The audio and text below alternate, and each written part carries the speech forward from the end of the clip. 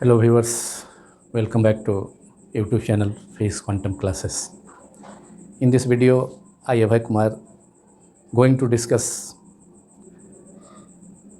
Einstein's formula for variation of mass with velocity. That is to derive the formula m is equal to m naught upon root under 1 minus v square upon c square, which is a very important formula in relativity. It is lecture 9 of class BSc part 1, honors, subsidiary and general courses of relativity.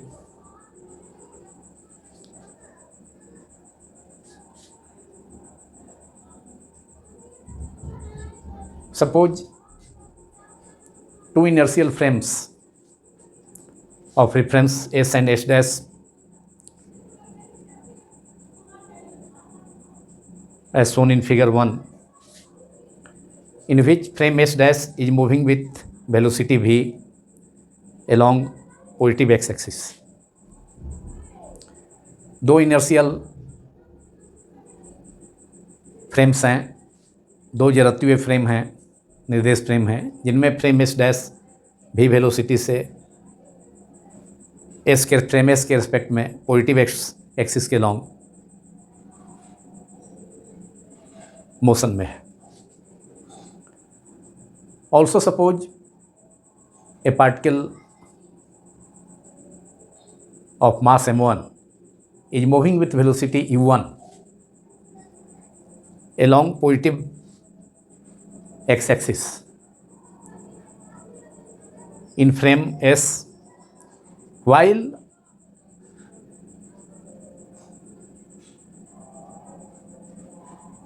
the same particle whose mass in frame S dash is taken as m dash, m1 dash is moving with velocity u1 dash in frame S dash.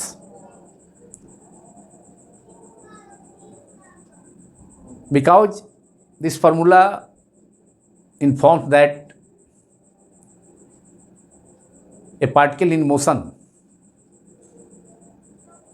when a particle in motion, its mass increases. Therefore, we have taken the mass of a single particle as m1 in frame S, moving with velocity u1 along positive x-axis, while the mass of the same particle in frame S dash is taken as m1 dash, which is moving with velocity u1 dash in frame S dash. इसलिए दोनों frame में एक ही particle के मास को अलग अलग suppose किया जाता है कि फ्रेम S में एक पार्टिकल है जिसका मास m1 है और वह u1 वेलोसिटी से पॉजिटिव एक्स-एक्सिस के लॉन्ग मूव करता है, जबकि वही पार्टिकल सेम पार्टिकल का फ्रेम एस डैश में मास सपोज किया जाता है m1 डैश, और वह frame s1 dash frame S dash में u1 डैश वेलोसिटी से पॉजिटिव एक्सिस के लॉन्ग मूव करता है. We have derived the value of proportionality constant k or beta in Lorentz transformation equations, which is in any frame, inertial frame, the value of beta was found to be 1 upon 1 minus v square upon c square. Here constant beta is function of velocity, and this is for a particle of mass m moving with velocity v in any frame, and this constant for a particle of mass m1 moving with velocity u1 in frame ss, we can write beta 1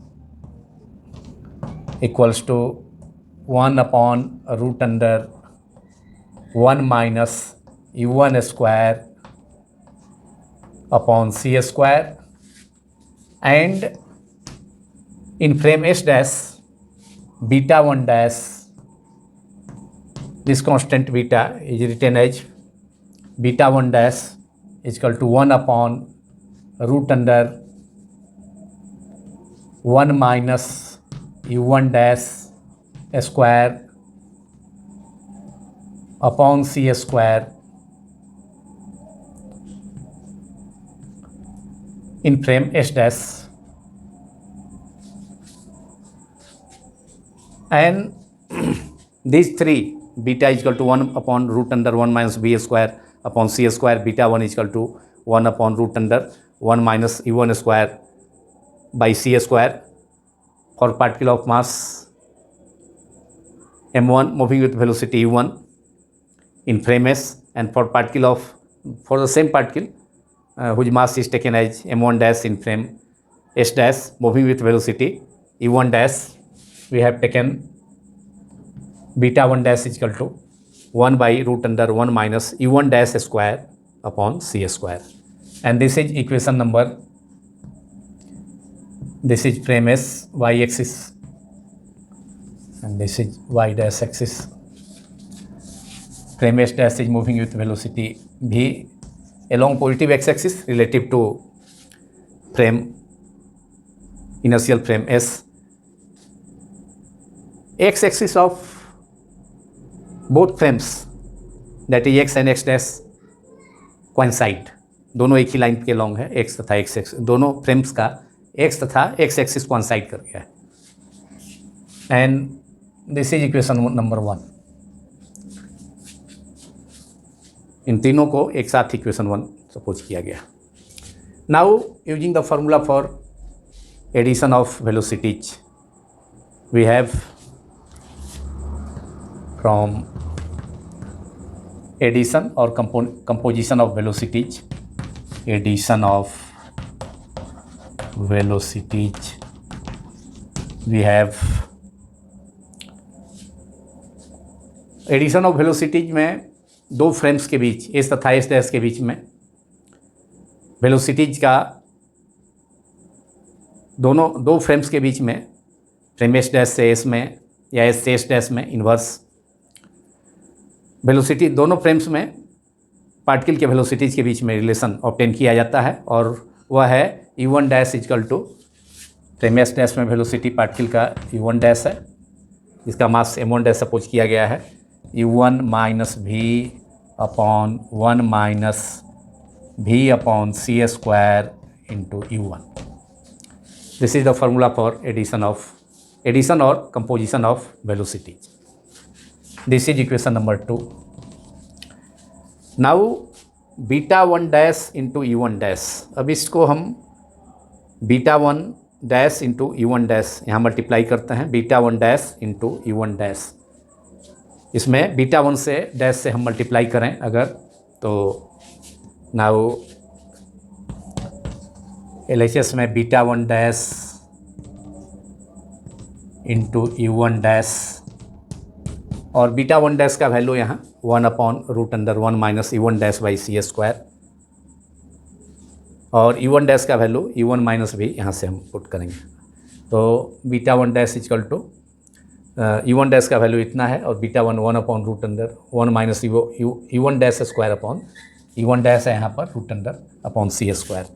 so beta 1 and u1 dash equal to u1 minus भी, तो u1 minus ये हो जाएगा beta 1 dash की जगह पर हम लिख सकते हैं 1 upon root under 1 minus u1 dash square upon c square multiplied by u1 dash is u1 minus v upon 1 minus V upon C square into E one.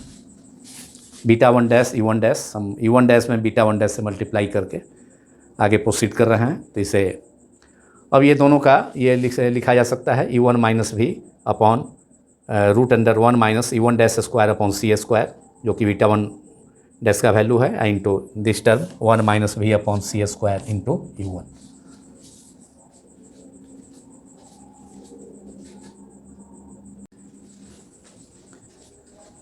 Therefore, beta 1 dash into u1 dash equals to 1 into u1 minus v, that is in numerator we have u1 minus v upon 1 minus root under 1 minus u1 dash square upon c square multiplied by in the denominator second term is 1 minus v by c square into u1, 1 minus v upon c square multiplied by u1, beta 1 dash into u1 dash, u1 minus v upon root under 1 minus u1 dash square by c square into 1 minus v square by c square into u1। इसे equation number 3 suppose कर लिया जाए। We have supposed it as equation 3। अब इसके denominator में जो term है इसका वैल्यू हमें ऑब्टेन करना है। तो इसमें 1 माइनस फर्स्ट टर्म जो ब्रैकेट के थी स्क्वायर रूट के अंदर है उसको हम लेकर प्रोसीड करते हैं आगे। नाउ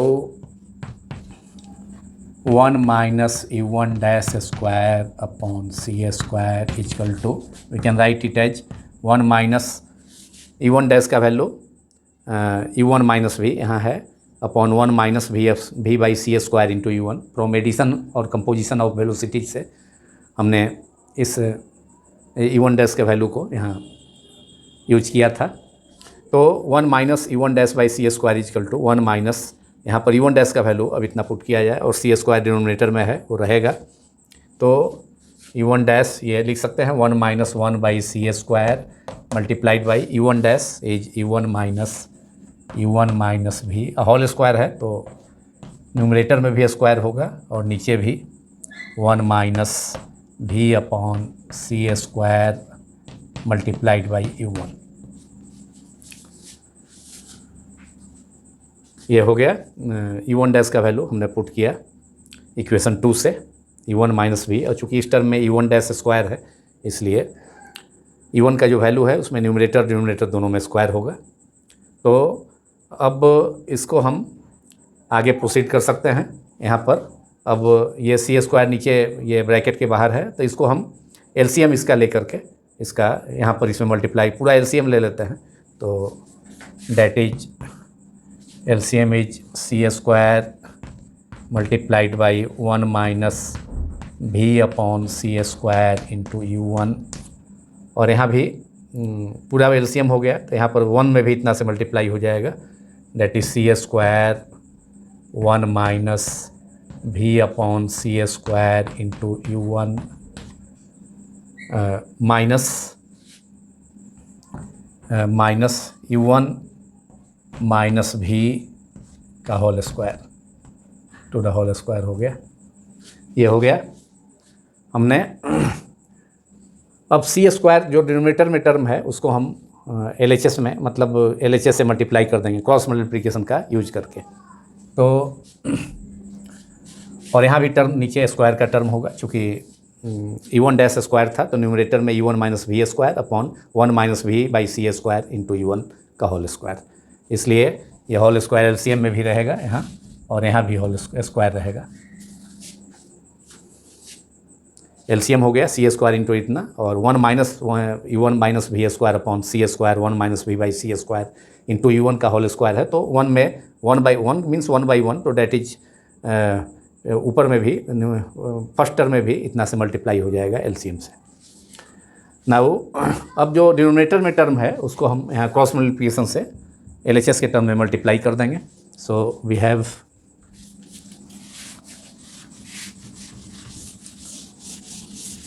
now we have और 1 minus u1 dash square upon C square multiplied by C square. 1 minus c square पहले ही मल्टीप्लाई कर देते हैं क्योंकि डिनोमिनेटर से आएगा क्रॉस मल्टीप्लिकेशन में। तो 1 minus second term is we square v by C square into you one square equals to, अब न्यूमरेटर में RHS में जो टर्म बचा सी स्क्वायर और 1 माइनस भी by C square into U one का होल स्क्वायर है, मतलब a माइनस बी का होल स्क्वायर, और सेकेंड टर्म में भी a माइनस बी का होल स्क्वायर, वो फार्मूला यूज करते हैं। तो 1 का स्क्वायर 1 हो गया और ये सेकेंड टर्म का प्लस भी स्क्वायर और सी स्क्वायर का स्क्वायर हो जाएगा v बाई सी का whole square, that is we square by C to the power 4 हो जाएगा multiplied by U one square A square plus B square minus 2ab, तो उस फॉर्म में है। तो 1 का स्क्वायर 1 हो गया और v by C square into U one का square, that is we square by C to the power 4 into U one square और plus 2 1 into U one into V by C square, इसका हो गया। और फिर यहाँ पर है minus U one minus we square, तो ये फिर a माइनस बी स्क्वायर के फॉर्म में है। तो U one square plus V square minus 2u1v, ये सेकेंड ब्रैकेट का जो टर्म है u1 माइनस वी स्क्वायर, तो a माइनस बी स्क्वायर का फॉर्म है, तो इसको भी हमने एक्सपेंड किया। a माइनस बी स्क्वायर का formula a square plus B square minus 2ab, तो a की जगह u1 है, b की जगह v है, तो हमने इसको लिखा। और अब इसको यहाँ जो टर्म है यहाँ पर 2u1 सी स्क्वायर से मल्टीप्लाई करेंगे तो पहला टर्म में सी स्क्वायर और यहाँ सी square V square U one square और सी स्क्वायर सी का पावर 4 है, तो एक सी स्क्वायर बचेगा। लेकिन यहाँ जो टर्म है फिर सी स्क्वायर से इसमें मल्टीप्लाई करेंगे थर्ड टर्म में, तो सी स्क्वायर से सी स्क्वायर न्यूमरेटर में और ये डिनोमिनेटर में कैंसिल हो जाएगा, तो माइनस 2u1v, और ये टर्म माइनस माइनस प्लस हो जाएगा, ब्रैकेट तोड़ेंगे तो ब्रेक करेंगे तो हटाएंगे तो ये दोनों टर्म कैंसिल हो जाएगा, तो इसको हम छोड़ देते हैं। तो हमको बचेगा कौन टर्म, सी स्क्वायर, ये बचेगा सी स्क्वायर और यहाँ पर है यू1 स्क्वायर और ये माइनस v1 स्क्वायर हो जाएगा, माइनस यहाँ पर है ब्रैकेट, तो इसको ब्रेक करने पर हटाने पर U one square minus v1 square minus v1 square V square, और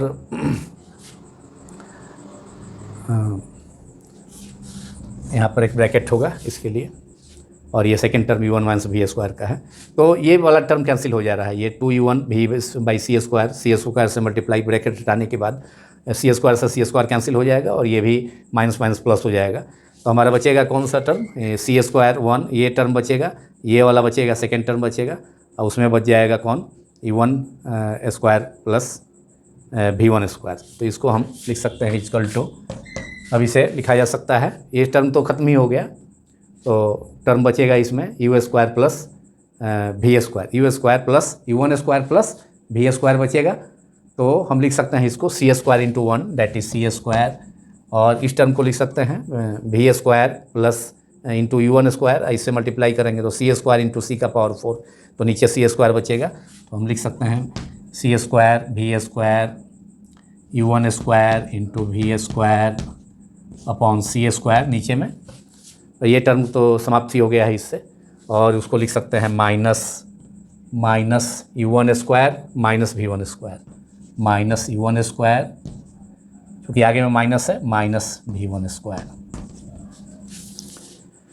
ऐसे लिख सकते हैं। अब सी स्क्वायर हम कॉमन ले सकते हैं, सभी के लिए सी स्क्वायर कॉमन ले सकते हैं, तो सी स्क्वायर कॉमन ले लिया जाए तो सी स्क्वायर कॉमन हो जाएगा, तो इसमें 1 और ये टर्म हो गया, अगर ले लें दोनों में सी स्क्वायर से, सी स्क्वायर है नहीं इसमें तो डिवाइड करना पड़ेगा, तो माइनस यू1, अगर माइनस भी कॉमन कर लेते हैं तो U one square plus v1 square upon c1 square, और ये टर्म है प्लस सी स्क्वायर इसमें कॉमन लिए हैं, लेकिन सी स्क्वायर इसमें कॉमन लिए हैं, न्यूमरेटर में है नहीं, तो फिर डिनोमिनेटर में सी स्क्वायर से मल्टीप्लाई करना पड़ेगा, डिवाइड करना पड़ेगा सी स्क्वायर से, तो यहाँ पर C4 हो जाएगा। सी स्क्वायर चूँकि कॉमन लिए हैं, न्यूमरेटर में है नहीं, तो सी स्क्वायर से नीचे में डिनोमिनेटर में मल्टीप्लाई करना पड़ेगा या डिवाइड करना पड़ेगा, तो u1 square into we square upon c to the power 4, c to the power 4,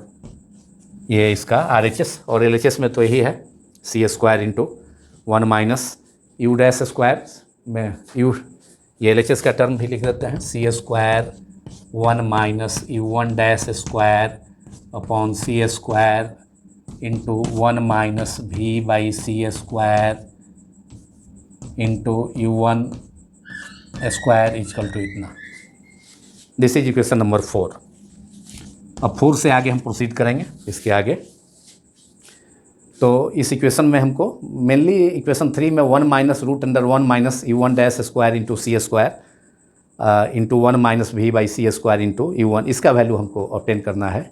इसके लिए इतना सिंप्लीफिकेशन किया जा रहा है, प्रोसीड हमने किया है 1 minus U1 dash square by C1 square लेकर के प्रोसीड किया गया है। इसका वैल्यू, ये डिनोमिनेटर वाले टर्म का वैल्यू आ जाएगा, तो इक्वेशन 3 में उसको पुट कर देंगे, उसके बाद आगे प्रोसीड करेंगे।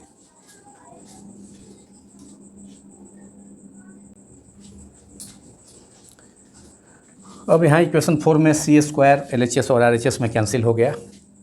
अब हमें इक्वेशन 3 में root under 1 minus U1 dash square by C square into 1 minus V by C square U1 का वैल्यू मालूम करना था, जिसके लिए हमने प्रोसीड किया था और यहाँ तक रिजल्ट पहुँचा। तो अब इसका वैल्यू, अब इक्वेशन 3 के डिनोमिनेटर में जो टर्म है उसका वैल्यू यहाँ से ऑब्टेन हो सकता है, लेकिन यहाँ रूट अंडर है और इसमें स्क्वायर नहीं है, और इसमें जो हमारा टर्म आया है इसमें रूट नहीं है, इसमें स्क्वायर है।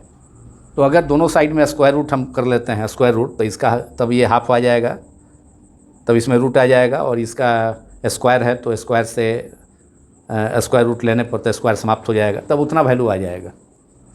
तो इसलिए हमारा जो वैल्यू है उतना, वहाँ जो डिनोमिनेटर में टर्म है उसका इक्वेशन 3 इसका यूज कर देंगे, हम इक्वेशन 4 का यूज कर देंगे इक्वेशन 3 में। तो इसलिए दोनों तरफ स्क्वायर रूट ले लेते हैं तो उसका वैल्यू उतना आ जाएगा। तो using equation 4 in equation 3 we have beta 1 dash into U1 dash equals to U1 minus V upon, अब पूरा इतना टर्म के जगह पर ये हमें आ चुका है, यहाँ पर केवल दोनों साइड में स्क्वायर रूट कर देते हैं तो ये स्क्वायर रूट हो जाएगा, ये स्क्वायर है तो स्क्वायर रूट से न्यूट्रलाइज हो जाएगा, तो केवल 1 minus V by C square into U1 square ही बचेगा। और यहाँ भी RHS में भी यहाँ पर हाफ हो जाएगा, पूरे टर्म का हाफ हो जाएगा। तो हम इतना के जगह पर अब लिख सकते हैं, इतना के जगह पर लिख सकते हैं, दोनों तरफ स्क्वायर रूट लेने पर हम लिख सकते हैं उतना जो टर्म है वहाँ उसका value 1 minus root under 1 minus U1 square plus V1 square upon C square plus U1 square multiplied by V square upon C4, और यहाँ पर रूट अंडर करना होगा, मतलब 1/2, रूट के जगह पावर 1/2 यूज कर दिया। अब हमें वैल्यू मिल गया 1 माइनस, इस टर्म से इक्वेशन 4 से वैल्यू मिल गया इक्वेशन 3 में जो डिनोमिनेटर का टर्म था उसका वैल्यू। अब इसको और भी सिंप्लीफाई करके इसको हम लिख सकते हैं, इस टर्म को अंदर का जो टर्म है ये ब्रैकेट के अंदर उसको लिख सकते हैं, और beta 1 dash into U1 dash equal to U1 minus V upon root under 1 minus under bracket 1 minus U1 by square by C square into, तब ये टर्म हमको आ जाएगा 1 plus V1 square by C square.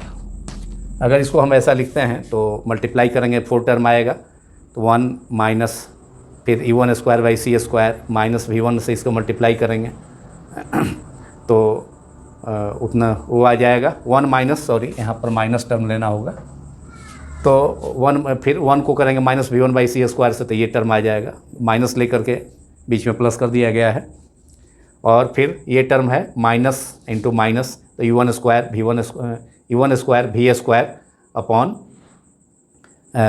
C square into C square C4 हो जाएगा। तो ये term भी हमको आ जाएगा। तो इस प्रकार से हम beta one dash E one dash और beta one dash E one dash equal to E one minus V, और ये टर्म और बाहर में कितना है, रूट हाफ है, स्क्वायर रूट है, तो 1/2 हमने यूज किया यहाँ। तो इस प्रकार ये टर्म हमको मालूम हो गया। अब हम इक्वेशन 1 का यूज करेंगे। इक्वेशन 1 में हमने सपोज किया था बीटा इजकल टू कितना था, beta equal to 1 minus beta equal to 1 upon root under 1 minus we square by C square root under, और बीटा वन डैश था 1 माइनस बीटा वन डैश था 1 upon root under 1 minus E one dash square by C square. तो यहाँ पर हम अब उस चीज़ को हम यहाँ लिख सकते हैं RHS में, इस टर्म को। देयरफॉर वी हैव, अब इक्वेशन 4 की ज़रूरत नहीं है,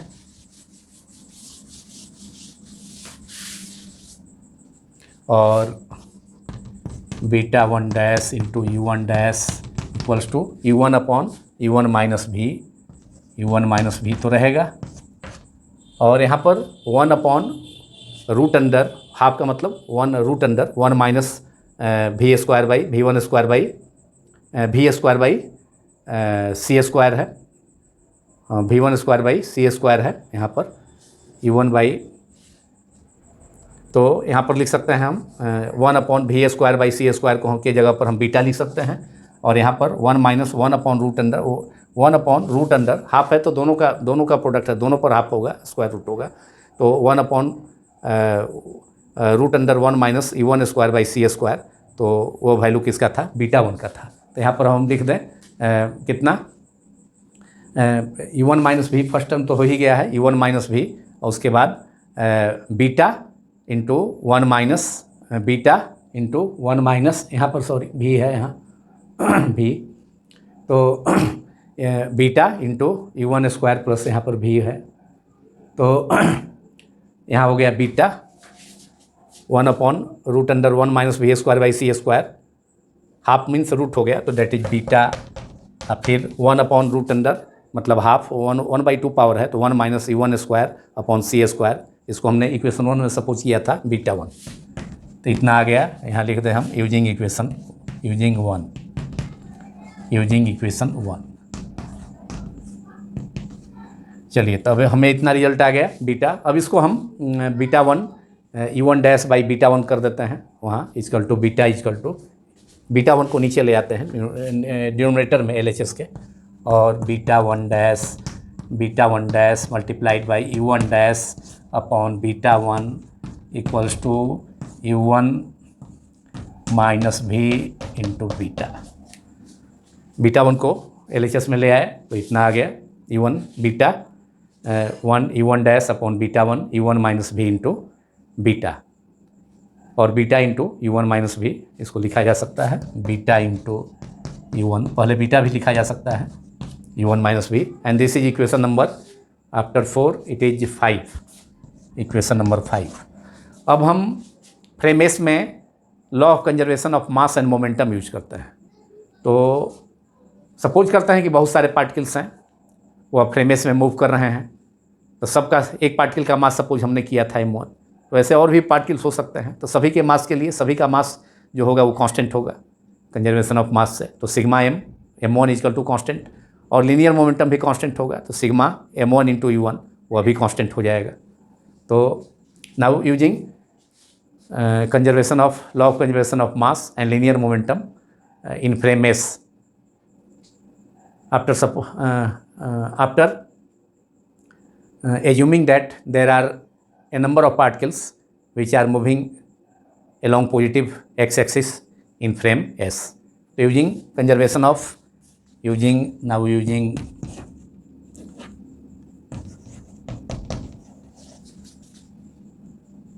conservation of laws of conservation of mass and momentum, conservation of mass and linear momentum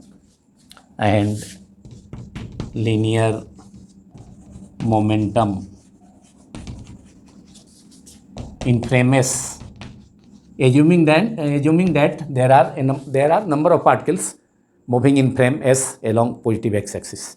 So we have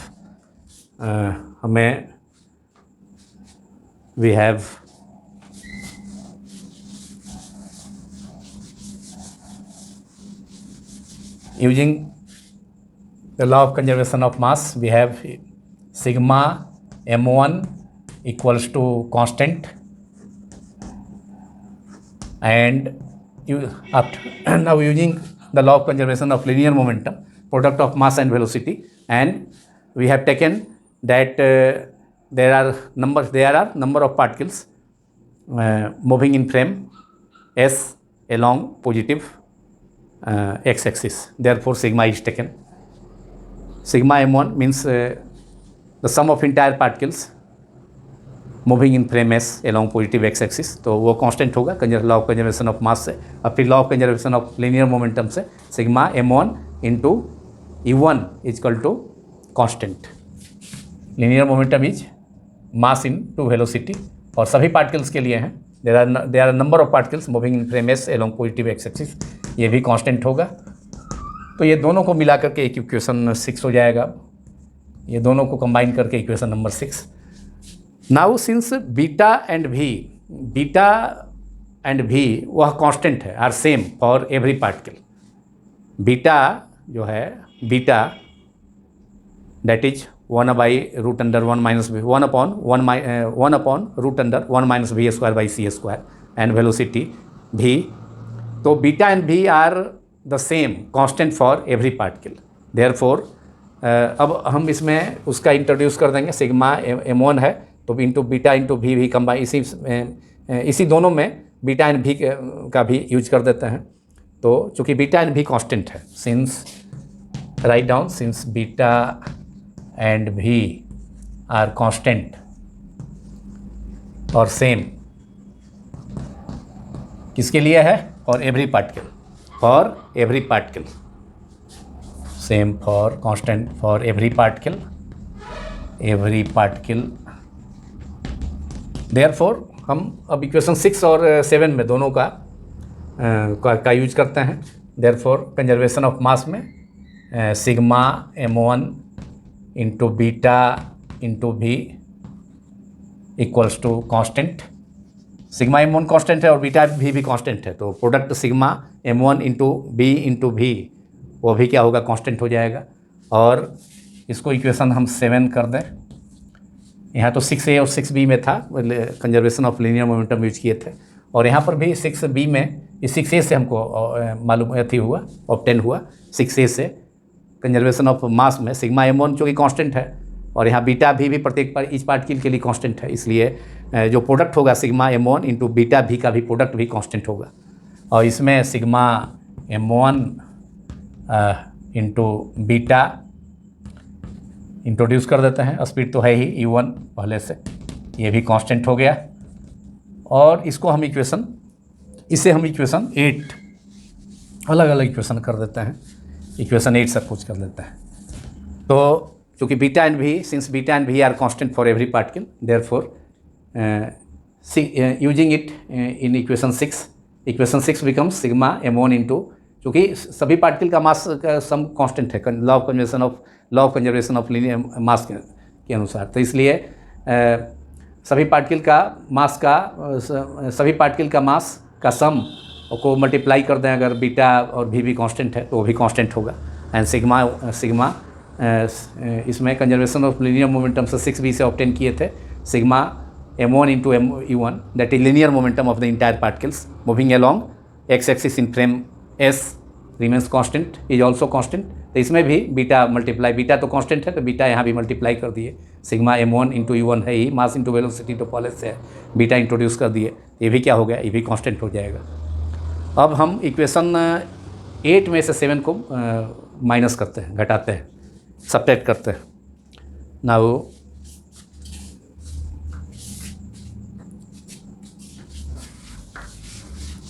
now subtracting 7 from equation 8.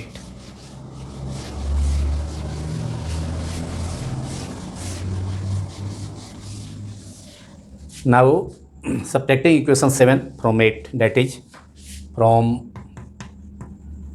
Equation 8 minus equation 7 we have 8 में से 7 minus करना है, उसमें m1 भी है बीटा भी है, m1 भी कांस्टेंट है, दोनों में कॉमन है, बीटा भी कॉमन है, तो हमें sigma m1 beta u1 minus भी 8 में से 7 माइनस किए हैं तो u1 माइनस भी इक्वल टू कांस्टेंट, ये भी कांस्टेंट आ गया, दोनों का डिफरेंस भी constant minus constant that is constant. Sigma m1 और b दोनों में थी था कॉमन है, 7 में भी प्रेजेंट है, 8 में भी प्रेजेंट है, ये कांस्टेंट हो गया। तो इसलिए अब हम क्या करेंगे कि इसको इक्वेशन 9 करते हैं, इक्वेशन 9 करते हैं। अब 5 में इसका यूज है, 5 में ये है beta 1 u1 dash upon beta 1 u1 minus v beta u1 minus v beta u1 minus v beta u1 minus भी इक्वल टू कितना है beta 1 dash u1 dash upon beta 1। Using 9 in 5, using equation 9 in equation 5 we have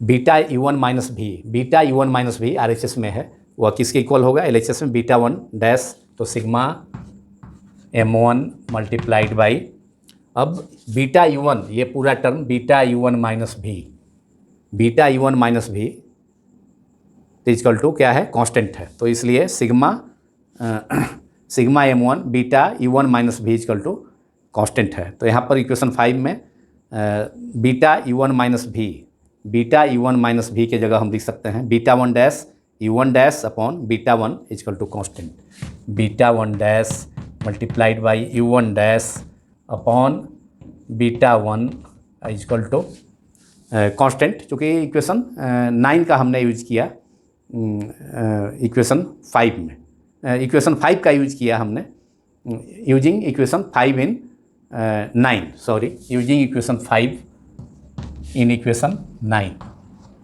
तो 9 का RHS constant है और beta u1 minus v, beta u1 minus v RHS में है, उसका वैल्यू LHS में है beta 1 dash u1 dash upon beta 1 equal to क्या हो गया, ये कांस्टेंट हो गया, RHS में ये वैल्यू कांस्टेंट हो गया। इतना हमें आ गया sigma m1 beta 1 u1 dash upon beta 1 equal to constant. अब कंजर्वेशन ऑफ लीनियर मोमेंटम हम यूज करते हैं किसमें, फ्रेम एस डैश में, तो m1 sigma m1 dash into u1 dash equal to क्या हो जाएगा, कांस्टेंट हो जाएगा। हम जानते हैं sigma using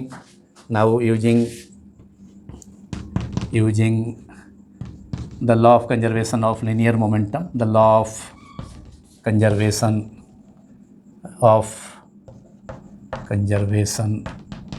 of linear momentum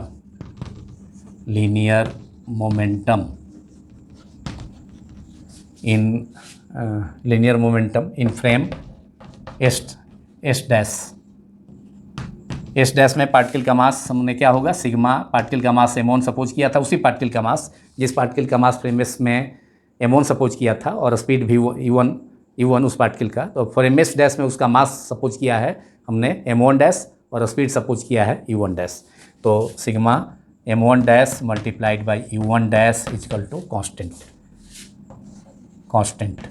ये दोनों को इक्वेशन, इसे भी एक इक्वेशन 10 माना जाए और इसको इक्वेशन 11 माना जाए। अब दोनों को कंपेयर कर लिया जाए, दोनों का RHS कांस्टेंट है, दोनों का RHS कांस्टेंट है तो LHS इक्वल हो जाएगा। तो कंपेयरिंग इक्वेशंस या from equations 10 and 11 comparing equations 10 and 11 या from equations 10 and 11 we have, दोनों का RHS कांस्टेंट है तो LHS भी कांस्टेंट हो जाएगा। तो LHS को बराबर कर देते हैं दोनों का, sigma over m1 multiplied by beta 1 dash into u1 dash upon beta 1 equals to sigma over m1 dash into u1 dash. यहाँ पर एक चीज़ आया कि u1 डैश दोनों में कैंसिल हो गया, दोनों तरफ सिग्मा भी है और u1 डैश दोनों में साइड में कैंसिल हो गया। अब हमें बचा कितना, अब हमें m1 beta one dash upon beta one equal to m1 dash, sigma भी दोनों तरफ है, वो भी एथी हो गया, कैंसिल हो गया दोनों साइड में। तो इसलिए m1 बाई बीटा वन अब लिख सकते हैं, इसलिए अब इसको लिख सकते हैं m1 by beta one equal to m1 dash upon beta one dash. Beta one dash को यहाँ डिनोमिनेटर में ला सकते हैं RHS में। देयरफॉर वी हैव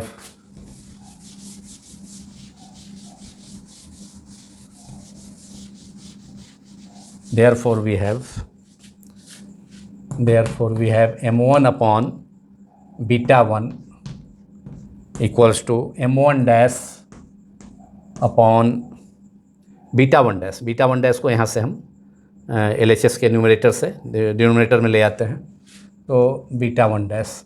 इसका मतलब है कि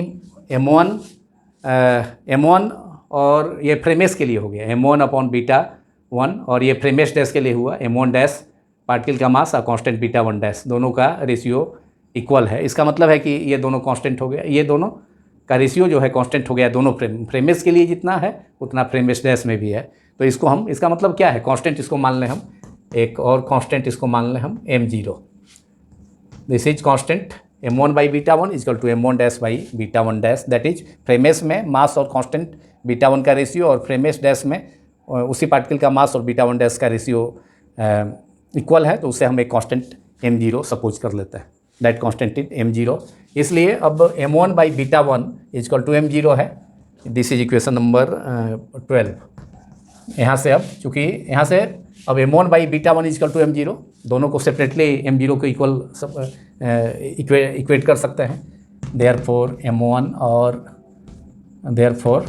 m1 by beta one, either m1 upon beta one equal to m0, और therefore m1 equal to m0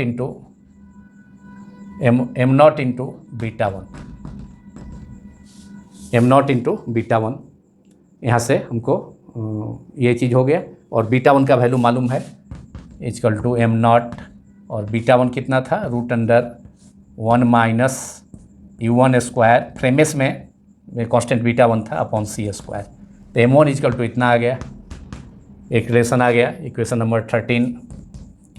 और फिर यहाँ से अब फ्रेमेस डैश में ये तो m1 by beta one upon m1 dash by beta one, दोनों m0 के इक्वल है, तो either m1 by beta one equal to m0 और m1 dash by beta one dash equal to m0 also m1 dash equals to, सीधे cross multiplication कर देते हैं, m1 dash upon beta one dash equal to m0, therefore m1 dash equal to beta one dash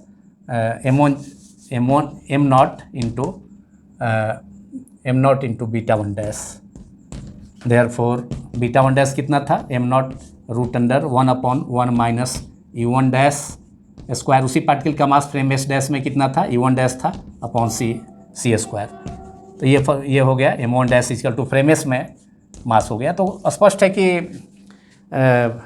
velocity में कहने का मतलब है कि फ्रेम के साथ उसके मोशन के साथ उसके मास में चेंज आ रहा है, मतलब मास उसका बढ़ रहा है। ये दोनों इक्वेशन यही रिलेट कर रहा है। तो इन दोनों इक्वेशन को अब जनरल एक सिंगल इक्वेशन के रूप में लिख सकते हैं। ये तो फ्रेमेस में हो गया और फ्रेमेस डैश में हो गया, उसी particle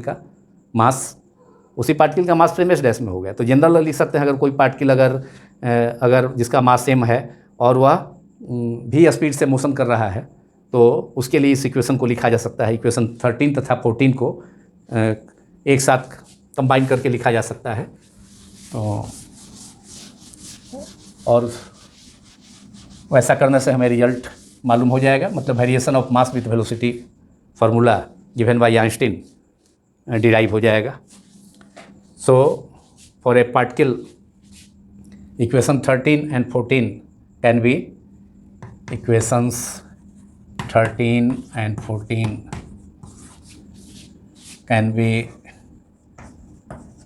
expressed as a single equation, expressed as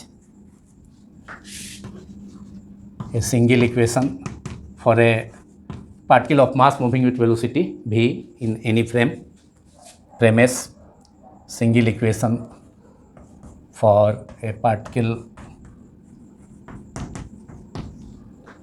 of mass m moving with velocity v in any frame, suppose that frame is S, velocity v in frame S is m equals to m naught upon root under 1। अब E1 equation 13 में E1 है और equation 14 में E1 dash है, तो उसके जगह अब हम सीधे भी लिख देंगे, क्योंकि पार्टिकल का किसी एक सिस्टम में पार्टिकल का वेलोसिटी हमने भी सपोज कर लिया है v²/c²। And this is the result, this is the formula for required formula for variation of mass with velocity. इससे क्लियर है कि पार्टिकल अगर मोशन में होगा तो उसका मास m0 क्या है, where m0 is rest mass of the particle in rest. This is the required formula, that is formula for variation of mass with velocity given by Einstein, required formula. और m0 is the rest mass, m0 को हम rest mass कहेंगे। जब particle rest में है उस समय उसका मास है, तो जब पार्टिकल मोशन में आ जाता है तो मास m हो जाता है, तो यहाँ फैक्टर 1 - v²/c², डिनोमिनेटर 1 से छोटा हो जाता है, तो निश्चित रूप से मास का वैल्यू बढ़ जाएगा। जब मोशन में पार्टिकल आएगा तो उसका मास बढ़ जाएगा, रेस्ट में जब पार्टिकल है तो उसका मास m0 है। m0 हो गया rest mass of the particle, that is particle mass of the particle in rest. जब पार्टिकल रेस्ट में है तब मास उसका हो गया m0, rest mass of the particle